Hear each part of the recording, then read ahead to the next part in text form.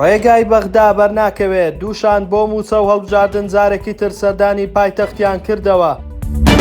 حکوومەتی هەرێم دەست بە ڕێکارەکانی تەوتینکردن نەکات، کێشە بۆ موچەی فەرمانبەرانی هەرێم دروست دەبێت.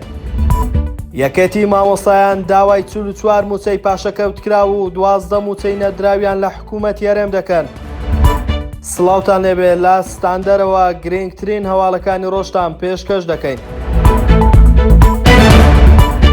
دوێنێ شاندی باڵای سەرۆکاتی هەرێم و شاندێک لە حکوومەتی هەرێم بەجیا سەردانی بەغدایان کردەوە. شاندی یەکەم بە سەرۆکاتی نێچیروان بارزانی بۆ یەکلایکردنەوەی بابەتی هەڵبژاردن و دانیشتنی دادگای فیدراڵی کە بڕیارە ڕۆژی یەکشەمە لەسەر سکاڵەکەی مەسرور بارزانی بەڕێوە بچێت سەردانی بەغدای کرد. هاوکات هەر دوێنێ شاندێکی تر بە سەرۆکاتی ئاوات شێخ جەنە بۆ یەکلایکردنەوەی کێشەی بەشە بودجەی هەرێم و هەژماری من سەردانی بەغدایان کرد. ئێستا وای لێ هاتووە هیچ هەفتەیەک تێناپەڕێت کە چەند وەفدێکی هەرێمی کوردستان نەچێتە بەغدا و ئێستا بەغدا بووەتە سەنتەری هەموو کێشە سیاسی و داراییەکانی هەرێمی کوردستان و بە بێگەڕانەوە بۆ بەغدا ناتوانن دەسەڵاتدارانی هەرێم هیچ بڕیارێک بدەن.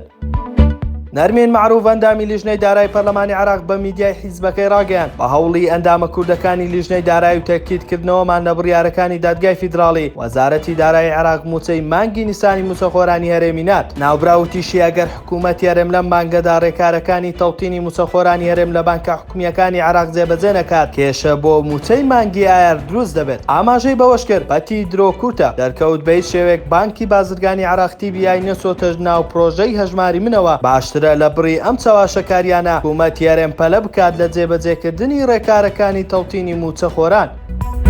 بەپێی ڕاگەندراوێکی یەکێتی مامۆستایانی کوردستان مەکتەبی سکرتاریەتی لە ساڵیادی دامەزراندنی ڕێکخراوەکەیاندا هەژ داواکاریان ئاراستەی سەرۆکاتی هەرێم و ئەنجومەنی وەزیران دەکات داوا دەکات چیتر مامۆستایان نەکرێنە قوربانی ململانەی نێوان هەرێم و بەغدا و کۆتایی بە دواکەوتنی موچە بهێنرێت و هەروەها مامۆستایان هەژماری تایبەتی خۆیان بۆ بکرێتەوە. ئاماژەیان بەوەشدا داوا دەکەین کار بکرێت بۆ ئەوەی 44 موچەی پاشەکەوتکرا و 12 موچەی نەدراو بخرێتە سەر ئەو هەژمارە بانکێ بەسەند دەکرێت و پلەبەرزکردنەوە بۆ مامۆستایان دەست پێ بکاتەوە. یەکێتی مامۆستایان دەژڵێت پێویستە یاسای خانەنشینی یەکگرتووی ژمارە 9 ساڵی 2004 جێبەجێ بکرێت بۆ ئەوەی کۆتایی بەو نایەکسانیە بهێنرێت کە لە خانەنشینیدا بەکاردەهێنرێت. ئاوکات داواشیان کرد کۆتایی بە کێشەی مامۆستایانی وانە بێژ بهێنرێت بە ڕەسمی دابمەزرێن.